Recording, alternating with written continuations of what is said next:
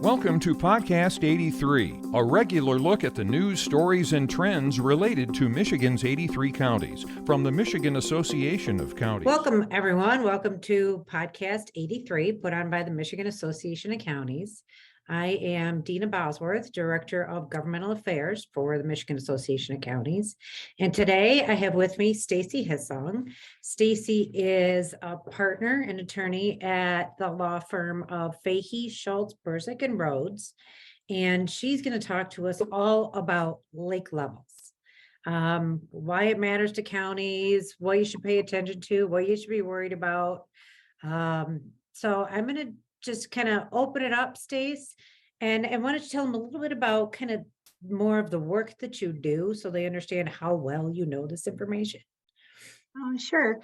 So thanks, Deena. So again, I'm an attorney that deals with water, stormwater, basically. So drains, lakes, rivers, streams, floodplains, wetlands, that type of thing. And Michigan is unique compared to the other states with being the Great Lakes state, and that we have more issues and more unique issues, I think, than any other state. And so we have an elected official specifically involved in that, a county drain commissioner. No other state is lucky enough to have a county drain commissioner like Michigan is. And they get involved in all these types of activities, and I help them navigate through the process. And one of the things that we look at are inland lakes. Tourism is very important to us. Recreation is very important to us. And we are blessed with a large number of inland lakes in the state that need our care and attention. And people get used to having a certain level to be able to boat, swim, etc. And so part of what we do and what there is a specific law about in Michigan is helping maintain those lake levels for our residents and our tourists throughout the state. Yeah, holy cow. I mean, how many inland lakes do we have? Like over 11,000? So we are not Minnesota. We have like over 5,000, but we have the big ones. But we have 5,000, but only, I want to say somewhere just under 400 do we have established lake levels where the county has jurisdiction over them. And so maintaining that, what is the county's job in maintaining those lake levels? What does that entail? You got to establish them, maintain, like aren't there 75,000 steps in this? There's a lot of steps, but once you go through the first process, then it's not so bad. And the process is really, really unusual because you can imagine the differing opinions of lake owners on a lake as to what they like and don't like. Oh my goodness, you get 10 people, you'll have 10 very different opinions about what it should be. And so the legislature decided a century ago, basically, to put the circuit court judges as the responsible entity for setting the levels based on a lot of information. Circuit court judges love this responsibility, by the way. No. Because there's so many various opinions. So it's a unique process where we actually go to circuit court. The court gets all this information, hears from all the property owners on the lake, and then comes to a decision about what the lake levels should be. The county then has the responsibility of maintaining and operating that lake level once it goes through that process. Okay, so operating and maintaining the lake level means what? I mean, we can't control Mother Nature. So no, I wish we could, but that is not within our county superpowers at the moment. So what we can do is many lakes are operated by a dam or a water control structure. So it doesn't necessarily control Mother Nature, but when a water level gets too high, we can manipulate that water control structure to make it more of an even level.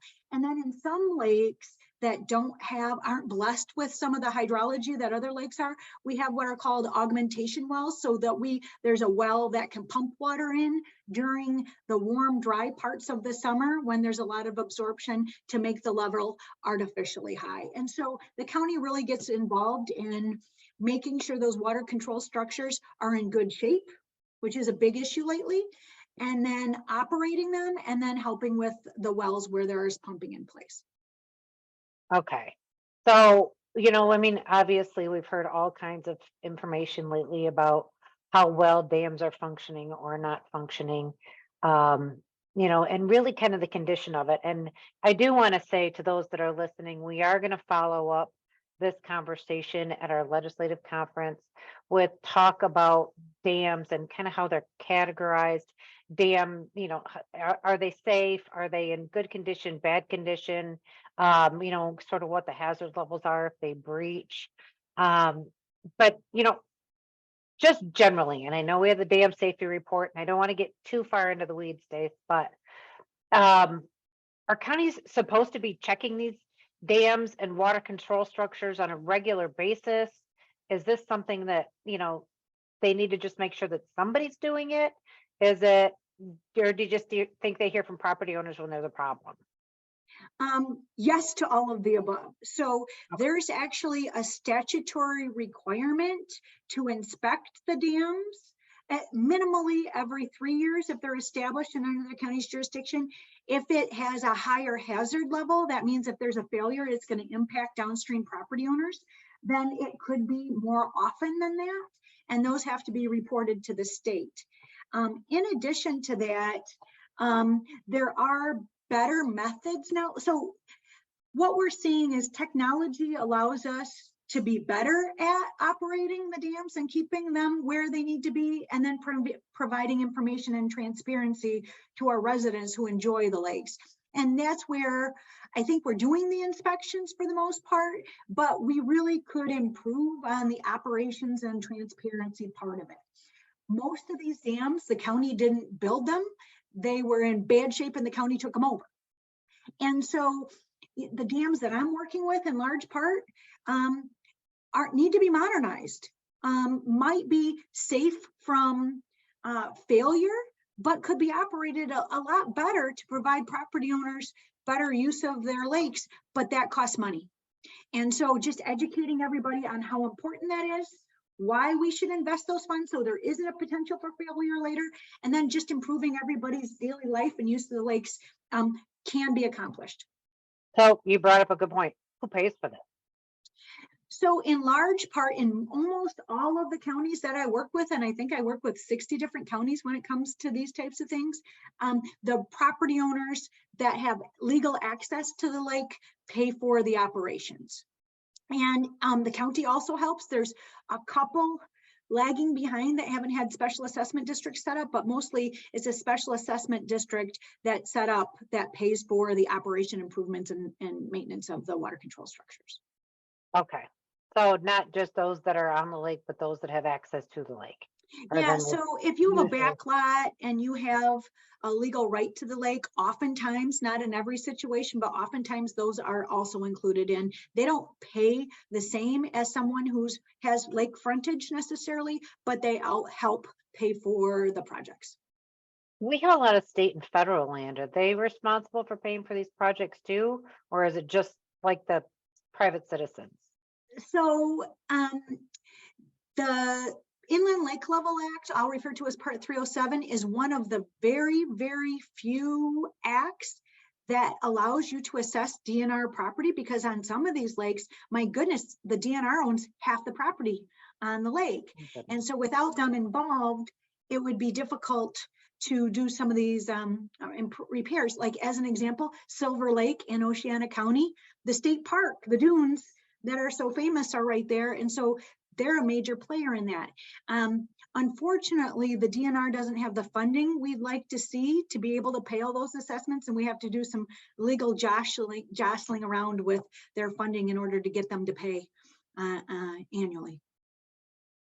But everybody else, no federal monies, no other state properties, nothing. So what is your biggest advice for my county commissioners out there who are listening to this?